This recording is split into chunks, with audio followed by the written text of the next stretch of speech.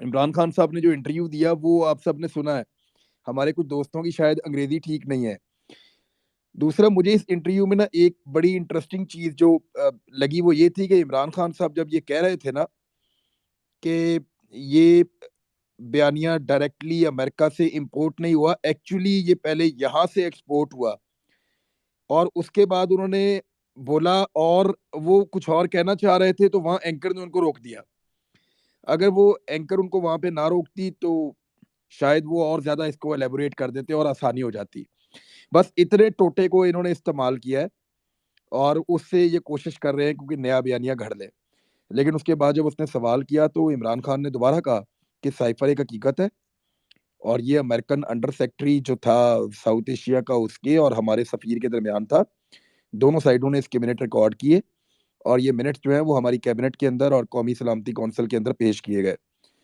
और हम आगे बढ़ना चाहते हैं, ये माजी का हिस्सा है, और अमेरिका से बेहतर ताल्लुकात हमारे मफाद में। देखें, पहले दिन से इमरान खान भी यही बात कर रहा है और हर पाकिस्तानी जो जी शऊर है, जो गैरतमंद है, वो भी यही बात कर रहा है।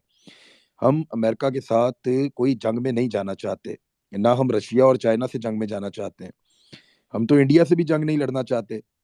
इंडिया से जंग लड़ना चाहते होते हम तो बेहतरीन मौका था जिस दिन इंडिया ने 5 अगस्त 2019 को वो इकदामात उठाए थे। तो उस दिन जनरल बाजवा आर्मी चीफ थे, वो अटैक कर देते इंडिया के ऊपर कि जी कश्मीर के अंदर कश्मीरियों के ऊपर जुल्म किया गया है और कर्फ्यू लगा दिया, ये किया वो किया। हमारे पास बहाना था लेकिन हमने उस दिन भी हमला नहीं किया। देखें, हम लड़ाई करना नहीं चाहते और अमेरिका से तो बिल्कुल नहीं लड़ना चाहते। वो एक बड़ी ताकत है इस दुनिया के अंदर अभी इस वक्त। हम गुलामी नहीं चाहते, ताल्लुकात चाहते हैं। इमरान खान साहब बार बार ये कहते रहे हैं कि हम अमेरिका से अच्छे ताल्लुकात चाहते हैं, वो हमारे मफाद में है। लेकिन ताल्लुकात में गुलामी नहीं होगी। और गुलामी जो है वो ये नहीं हो सकता कि अमेरिका अपनी मर्जी की चीजें पाकिस्तान में करवाता रहे। ये है वो रीजन जिसको ना इन चीजों को वो ट्विस्ट करते हैं, घुमाते हैं लोग।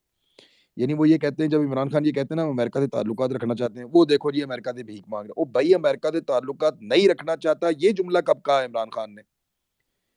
उन्होंने तो ये कहा कि अमेरिका से एक साइफर आया था।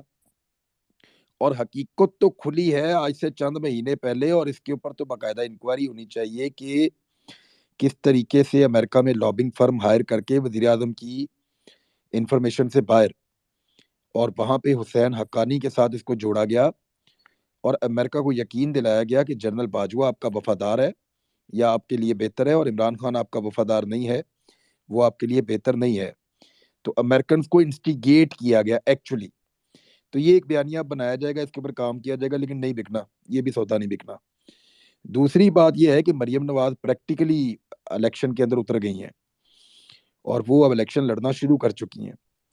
क्योंकि आप देखिए कि सिंध में वो नहीं गई, ना वो बलूचिस्तान में, वो एक्चुअली सारा जोर उनका पंजाब में लगेगा और खैबर पख्तूनख्वा में लगेगा। आप उनके टूर अब बढ़ते हुए देखेंगी। वो इलेक्शन का मोमेंटम खामोशी से चोरी चोरी बना रहे हैं।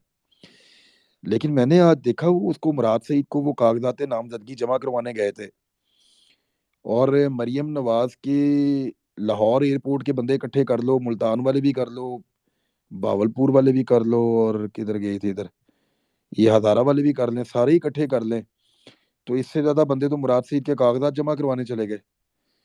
तो ये बड़ी अजीब सिचुएशन है जिस दलदल में ये लोग फंस गए हैं, और ये फंसे भी अपनी मर्जी से हैं।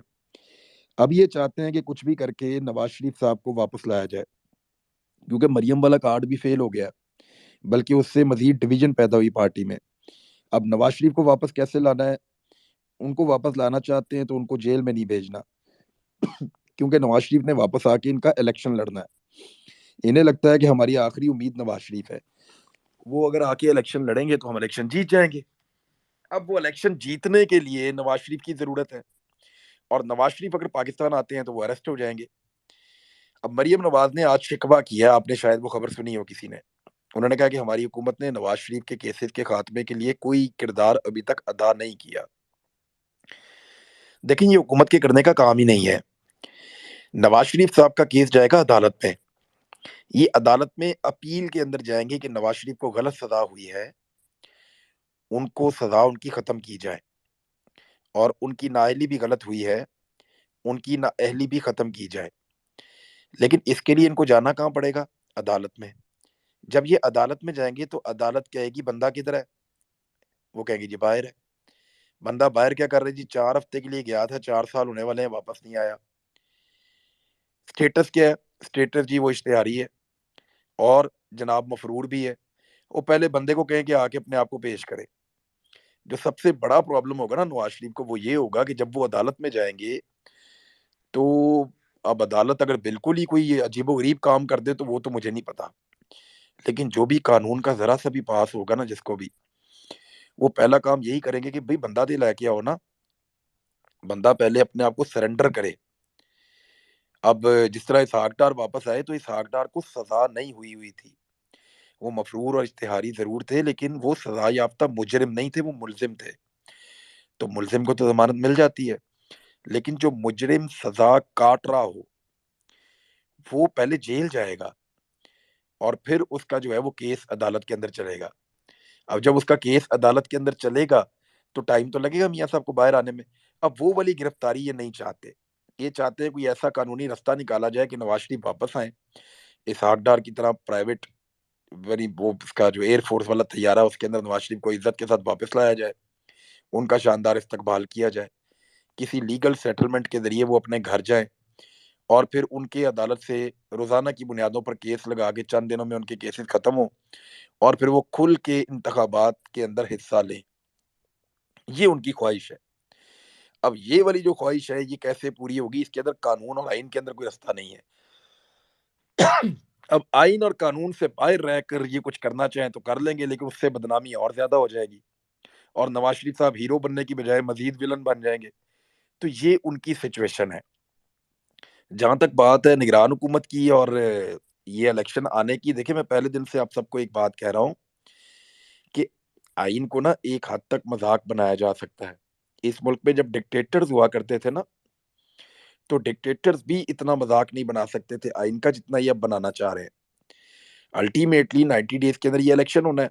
अगर ये कंसेंसस पैदा करते हैं, कोई रास्ता निकालते भी हैं, तो ज़्यादा से ज़्यादा चंद दिन आगे चले जाएँगे या ईद के बाद इलेक्शन करवा सकते हैं, वो भी पाकिस्तान तहरीक-ए-इंसाफ को मना के। तो इनको election during the time period करवाने पड़ेंगे, ये कानून तो यही कहता है। कानून से बाहर भागेंगे तो बदनामी होगी, तारीख में भी बुरा नाम लिखा जाएगा। अब जनरल बाजवा साहब ने तो तारीख में जो अपना नाम लिखवा लिया, वो लिखवा लिया कि क्या क्या कोई और चाहता है कि उसका भी ऐसा नाम लिखा जाए? मुझे नहीं लगता कि कोई चाहेगा कि जनरल बाजवा जैसी शोहरत उनको भी नसीब